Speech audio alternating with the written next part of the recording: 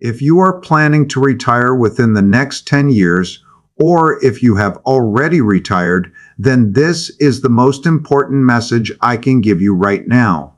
And I need you to hear it before the decade that follows changes the rules underneath you, because the people retiring in this particular window, the next 10 years, are walking into a set of conditions that the generation before them did not face. The advice that worked beautifully for your parents, the advice that may have worked for an older brother or sister who retired 15 or 20 years ago, was built for a different economy. And if you follow that same advice now, in the conditions we are actually entering, you could spend the savings of an entire working life and still find yourself 10 or 15 years from now quietly running short. Not because you did anything foolish, but because the ground moved and nobody told you in time. Let me say something even more directly, because I think it needs to be said plainly. Most people approach retirement believing that the hard part is over. They believe the difficult work was the saving, the decades of discipline, the steady building of the number. And once that number is large enough, they believe they have crossed the finish line, and that what remains is simply to relax and to spend it down carefully. I understand why people believe this. It is what they were told. But it is not true, and believing it is dangerous. The truth is that retirement is not the finish line. Retirement is the beginning of an entirely different and, in some ways, more difficult challenge, because the moment you retire, the rules of your financial life completely change. The thing that protected you for 40 years of working life is suddenly gone, and most people do not even realize it has gone until the consequences arrive. I'm going to show you exactly what that vanished protection was and exactly how to replace it. I am going to tell you all of this in time. That is the entire purpose of this video. I have spent more than 50 years studying how economies behave, how money holds or loses its value, and how the wealth of ordinary, careful people either survives a difficult period or quietly erodes through it. And I am telling you plainly, as directly as I know how, that the next 10 years are shaping up to be one of those difficult periods. Not a single dramatic crash that the news announces on one terrible morning. Something slower, quieter, and in many ways more dangerous to a retired person, because by the time it is obvious, the chance to prepare for it has already passed. So here is what I am going to give you in the time we spend together. I am going to show you exactly why retiring in this window is different. I am going to name the specific threats that your retirement savings now face. Threats that most people will never have explained to them clearly. And then, most importantly, I am going to give you a real, practical approach for protecting what you have built, an approach grounded in something I have used and refined for decades. This is not a prediction I am asking you to gamble on. It is a structure, a way of arranging your savings so that it can hold up no matter which way the next 10 years break. And I want to be honest with you about the most important part right from the start, because honesty is the only thing that makes a video like this worth your time. There is one specific mistake, one single error in thinking that I believe the great majority of people retiring in this decade are making right now without realizing it. It is not a small mistake. It is the kind of mistake that does not reveal itself for years and then reveals itself all at once when it is far too late to undo. I am going to explain that mistake fully, but I am going to explain it near the end, because you need to understand everything that comes before it for the mistake to make sense and for the fix to actually work. So stay with me all the way through. If you skip ahead, the most important part of this video will not protect you the way it is meant to. Every part of this is built on the part before it. Now let me begin with the question that sits underneath everything. Why is retiring in the next 10 years genuinely different from retiring in the decades before it? To answer that, I have to tell you the truth about a number. And the number is your retirement savings. When you look at your account, you see a figure, a balance. And it is natural, it is human, to think of that figure as your security. To think, that is what I have, that is what will carry me. But I need you to understand something that took me a long time and one very painful failure to fully learn myself. That figure is not your security. That figure is only a number. Your real security is not the number. Your real security is what that number can actually buy year after year for the rest of your life. And here is the heart of the problem. The number and what the number can buy are not the same thing, and they do not move together. They drift apart, slowly, quietly. And the gap between them, the space that opens up between the figure on your statement and the real life it can actually pay for, is exactly where retirements fall apart. Let me make this concrete, because I never want to leave you with an abstraction. Think back to what a normal week of life cost 25 or 30 years ago. The groceries, the tank of gas, a simple meal out with your family, a visit to the doctor. Now compare that to what the very same week costs today. It costs you, depending on exactly what you count, somewhere between 2 and 3 times as much. That means $1 saved 30 years ago, $1 simply held as a number, has lost the majority of its real purchasing power across that span.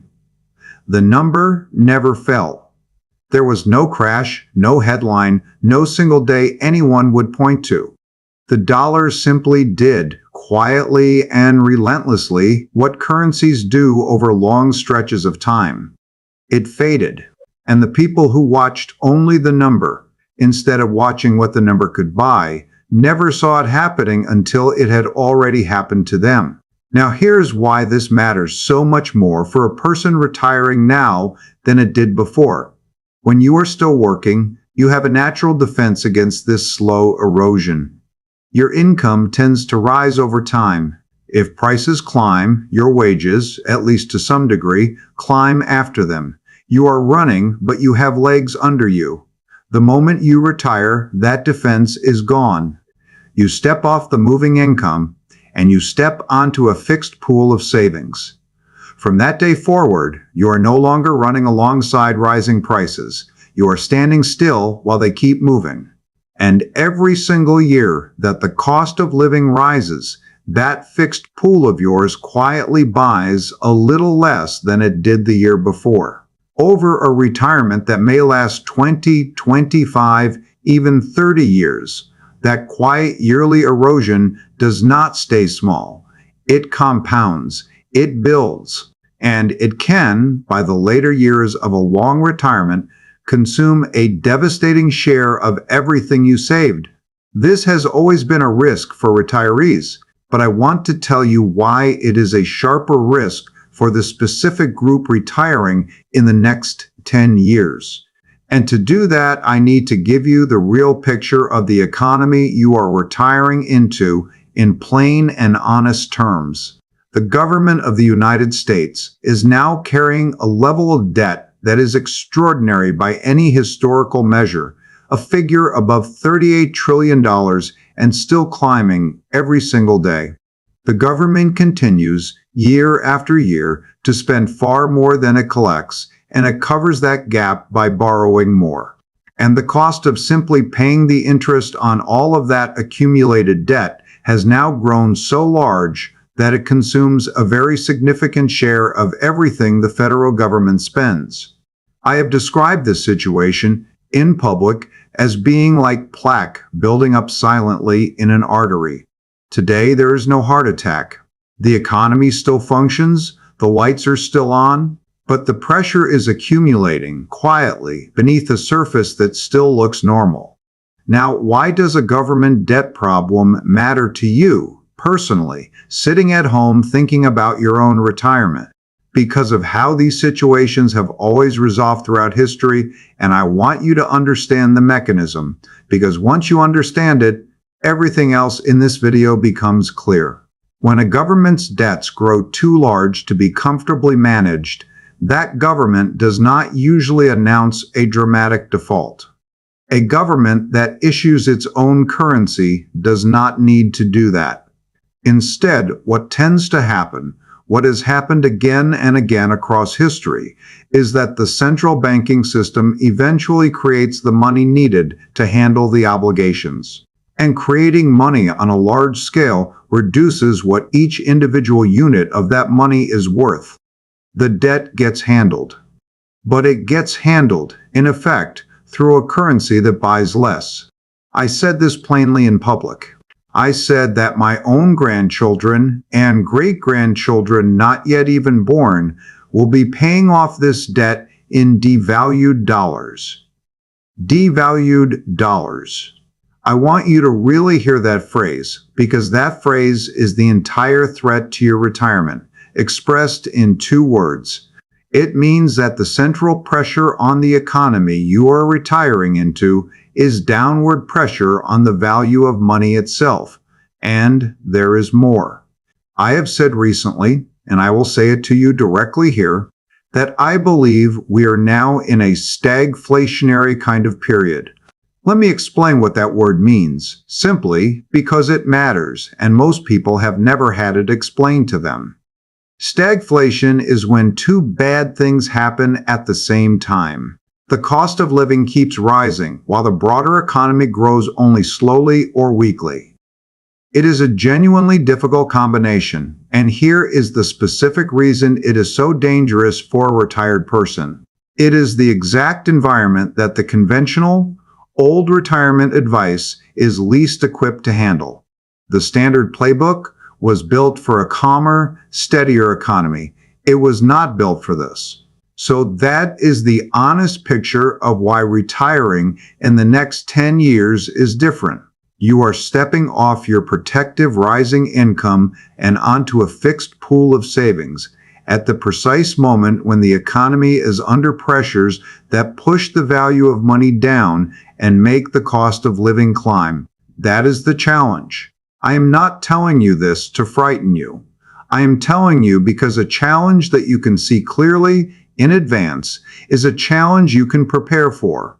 And the rest of this video is about exactly that preparation. But first, I owe you something.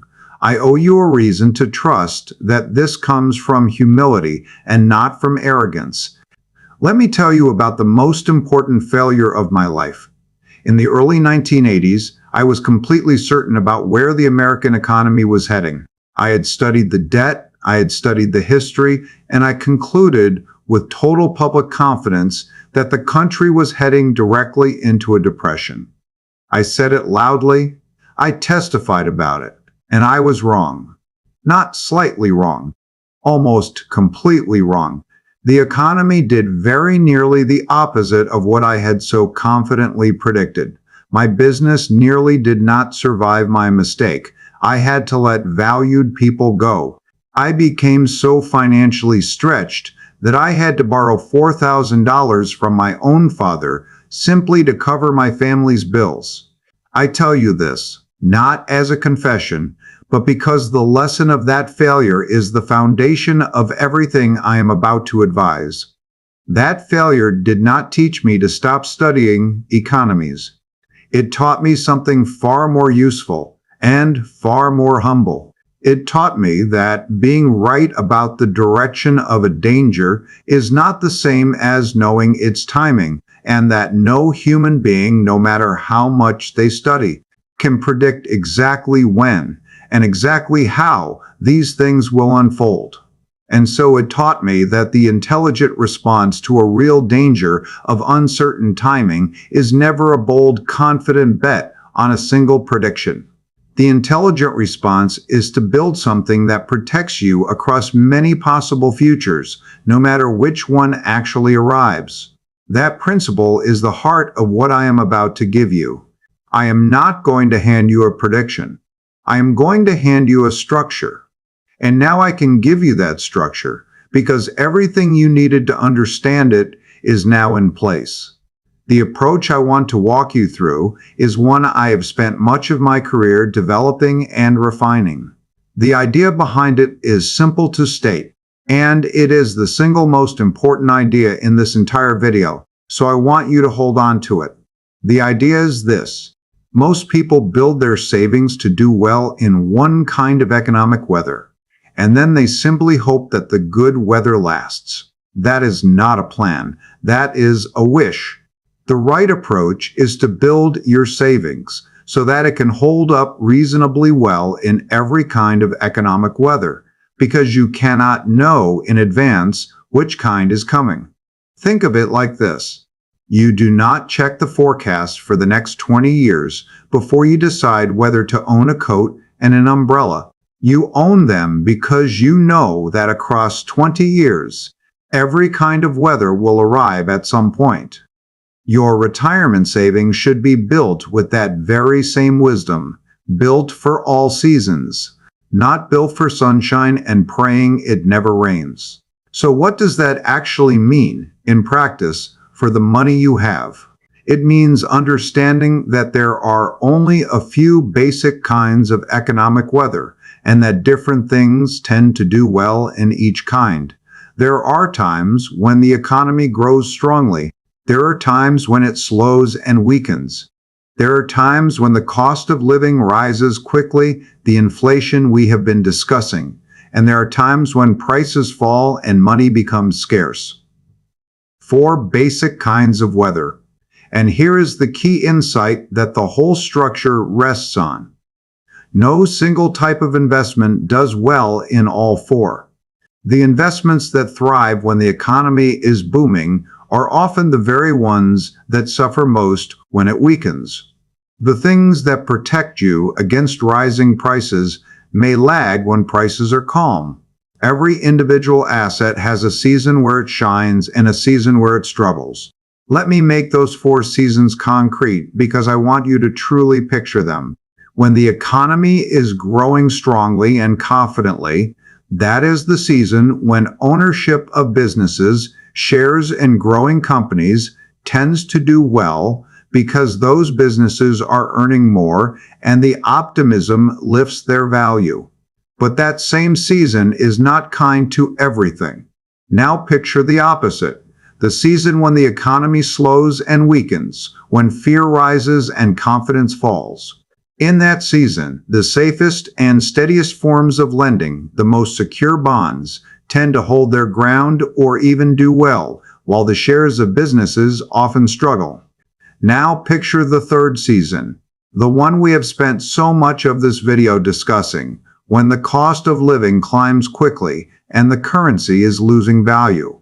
That is the season when things like gold, real assets, the things that are not anyone's promise, tend to protect you, while ordinary fixed savings quietly lose ground.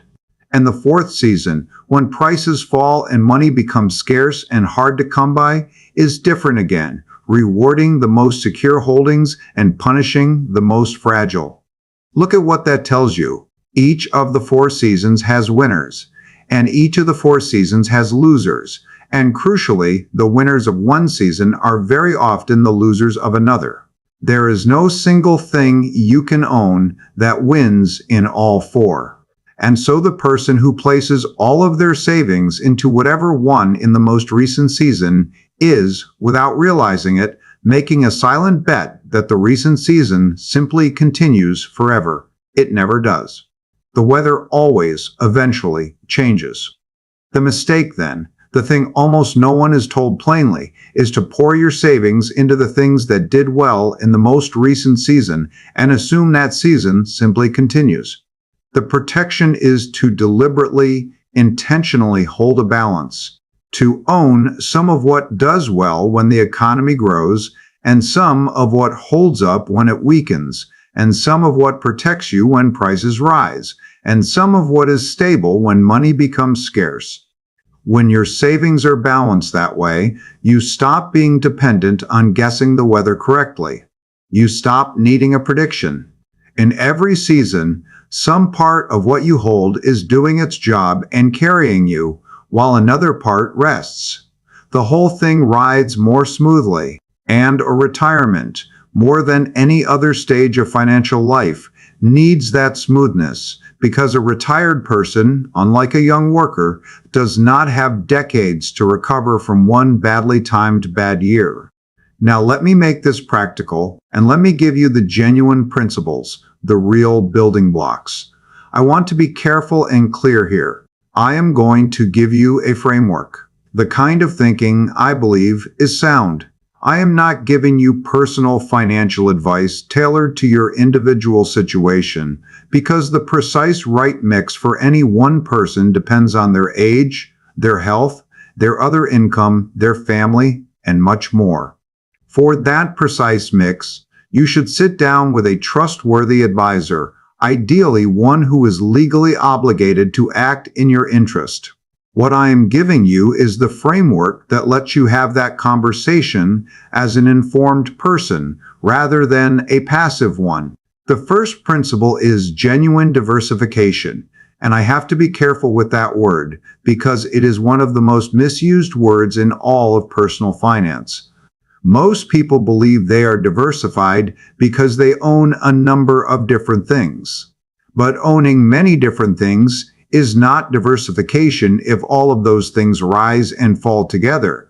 A person who owns 10 different investments that are all tied to the same single country, the same single currency, and the same single economic condition does not have 10 protections.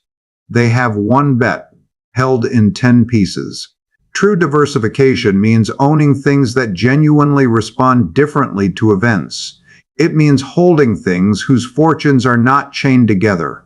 That is the difference between the appearance of safety and the reality of it. And in the decade ahead, the reality is what will matter.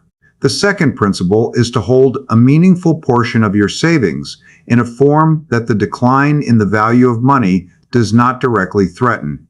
This follows directly from everything we discussed about devalued dollars and stagflation. If the central pressure of the coming years is downward pressure on the currency, then it is only sensible to hold some portion of your wealth in something whose value is not tied to the fate of that currency. Let me explain why gold, in particular, plays this role. Because most people have never had it explained to them properly, and the misunderstanding costs them. Most people think of gold in one of two wrong ways. Either they see it as an old relic, a shiny metal with no real purpose in a modern life, or they see it as a gamble, something you buy hoping the price jumps. Both of those views miss the real reason a thoughtful person holds it. Here is the real reason. Almost everything we call money or savings in the modern world is, at its core, somebody's promise. The cash in your account is, in a strict sense, a promise. A bond is a written promise from a borrower. Money in a bank is a loan you have made to that bank. And every promise depends entirely on the willingness and the ability of the one who made it to keep it. Gold is different in kind. Gold is not anyone's promise. It does not depend on any government's restraint or any bank's soundness or any borrower's honesty. It simply is what it is. It has been recognized as a store of value across virtually every civilization for thousands of years, surviving the rise and fall of countless governments and countless currencies that were each, in their time, believed to be permanent. When the promises of the world weaken, the one form of money that is not a promise tends to hold its ground. That is the entire logic of it. It is not there to make you rich. It is there to be the steady, stabilizing thing that does not depend on the very system that is under pressure. I have said many times, publicly and consistently, that I believe a thoughtful investor should hold a meaningful allocation to gold, generally somewhere in the range of 5 to 15% of a portfolio, as a stabilizing form of diversification. It is worth knowing that the world's central banks themselves, the most sophisticated financial institutions that exist, have been steadily increasing their own holdings of gold. They are, quietly, acting on this very principle. I will say once more that the precise figure right for you depends on your full situation, but the principle behind it is firm. In a period defined by pressure on the currency, holding no protection at all against that pressure is a genuine and unnecessary risk. The third principle is to protect yourself directly against the rising cost of living, because for a retiree, that rising cost is the most personal threat of all. There are forms of saving that are designed, by their very structure, to keep pace with the official cost of living, so that what you hold rises as prices rise rather than falling behind them. There are also, in the world of stocks, the shares of well-established, financially solid companies that provide things people need in every season, in good times and in bad, and that have long histories of paying their owners a steady and rising income. Holdings like these are valuable to a retiree for a specific and powerful reason that I want to make sure you understand. And that reason brings me, in a moment, to the single most important point in this entire video, and to the mistake I promised you at the very beginning. But before I name that mistake, there is one more principle I owe you, because it sits underneath all the others. The fourth principle is to make sure that you, personally, and your household are genuinely resilient and not fragile. And I do not only mean your investments, I mean your whole financial position. The people and the families who navigate a difficult decade best are resilient in a complete sense.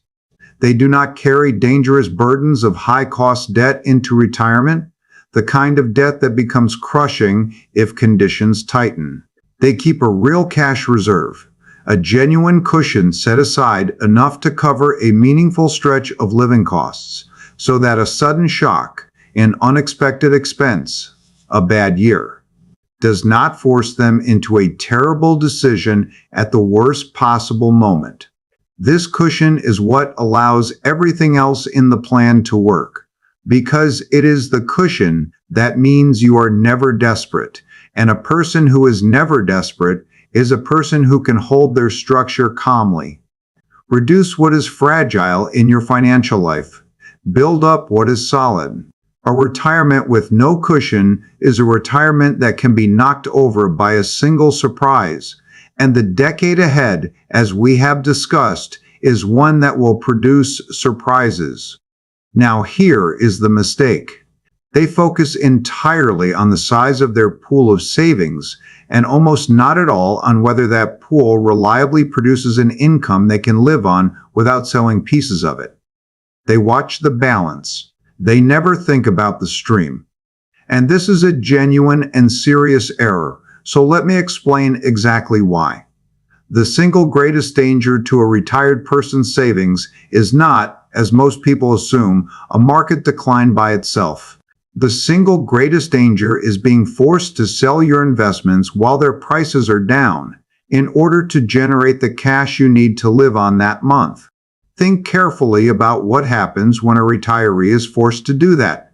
They take a decline that was only temporary, a dip that would have recovered if it had simply been left alone. And by selling into it, they convert that temporary dip into a permanent, locked-in loss. And worse, they now own fewer shares, fewer pieces of their pool, which means that when the recovery finally does come, they no longer own enough to benefit from it fully.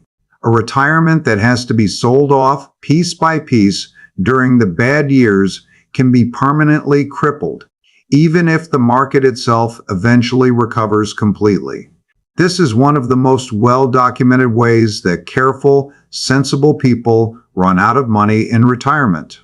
They did not gamble. They did not do anything reckless. They were simply forced to sell at the wrong time, again and again, because their savings were never arranged to produce an income on their own. That is the mistake. And now you can see why I had to explain everything else first. Because now the fix is obvious. The fix is to arrange a meaningful part of your savings, specifically so that it generates a reliable income that flows to you on its own, without you having to sell anything. When a portion of your pool is producing a steady income simply for being held, then, during the difficult years, the years when prices are down, you can live on that flowing income instead of being forced to sell into the decline. You leave the pool itself intact. You let it recover in its own time. You never convert a temporary dip into a permanent loss. The income does the work, while the wealth itself stays whole. That is the difference between a retirement that lasts and a retirement that quietly drains away. It is not about having the largest possible number on the statement. It is about arranging what you have so that it feeds you without being dismantled.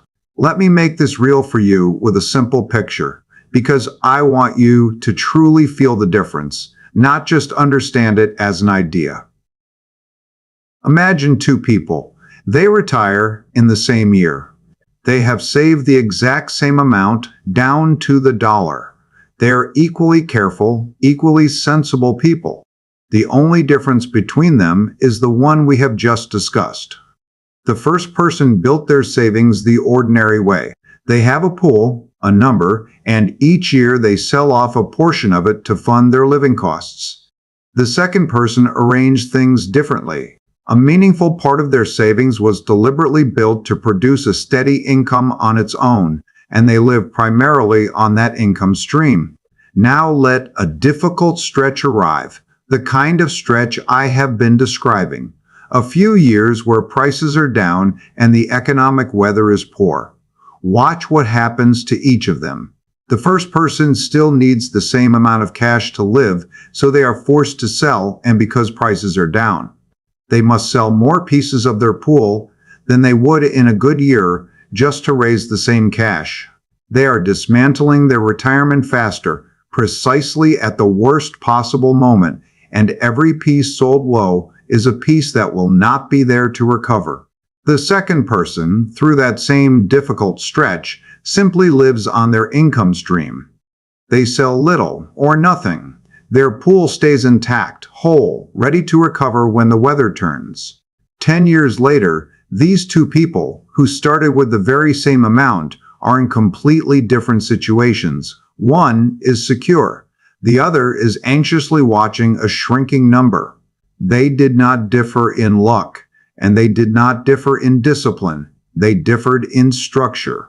That is how much structure matters, and that is why I have made it the heart of this video. So let me now bring the whole structure together, so you can carry it with you clearly. You are retiring into a decade of real pressure on the value of money. A stagflationary kind of period that the old conventional advice was never built to handle. The answer is not to predict exactly how that decade unfolds, because no one honestly can. The answer is to build your savings for all seasons, to diversify genuinely, owning things that truly respond differently to events, not the appearance of safety, but the reality of it.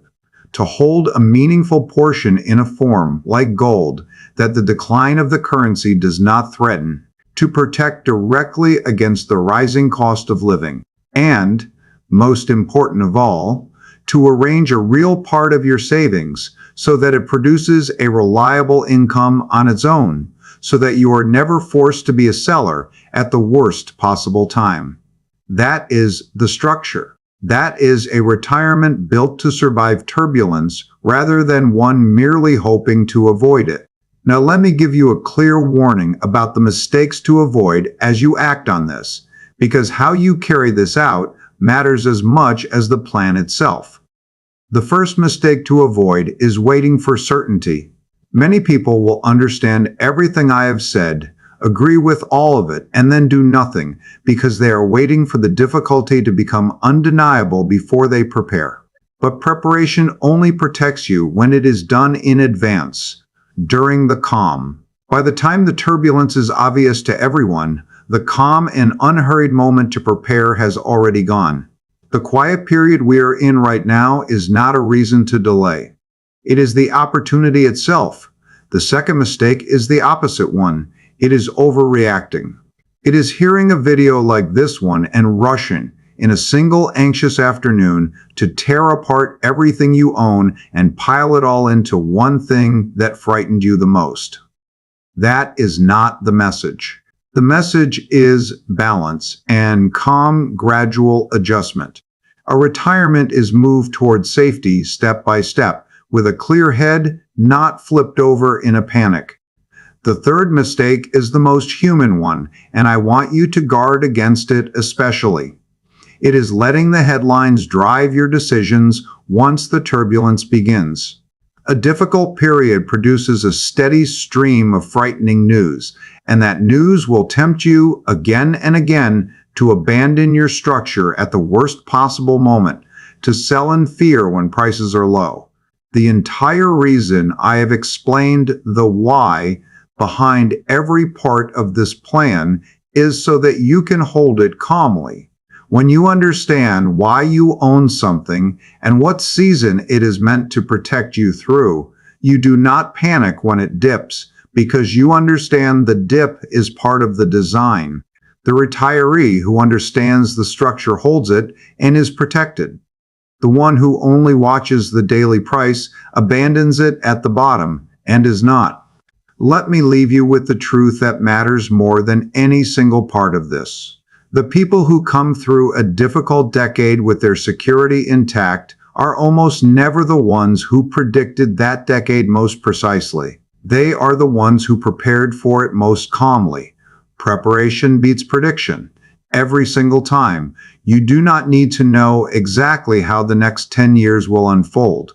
You do not need a crystal ball. You need a retirement that does not depend on owning one. That is what I have tried to give you today. Not a forecast designed to frighten you, but a structure designed to steady you and to carry you through whatever the decade actually brings. The window to build this, to arrange your retirement this way, is open right now, during this present period of relative calm, before the pressures I have described become the headline that everyone is reacting to at once. The calm is not the time to relax. The calm is the time to prepare. The people who use it well, who quietly and steadily arrange their savings for all seasons, will look back on this period as the most important financial decision of their later years. The ones who wait for the noise will be reacting, and reacting, in money as in life, is always more costly than preparing. I want to thank you for giving me your time and your attention all the way through this.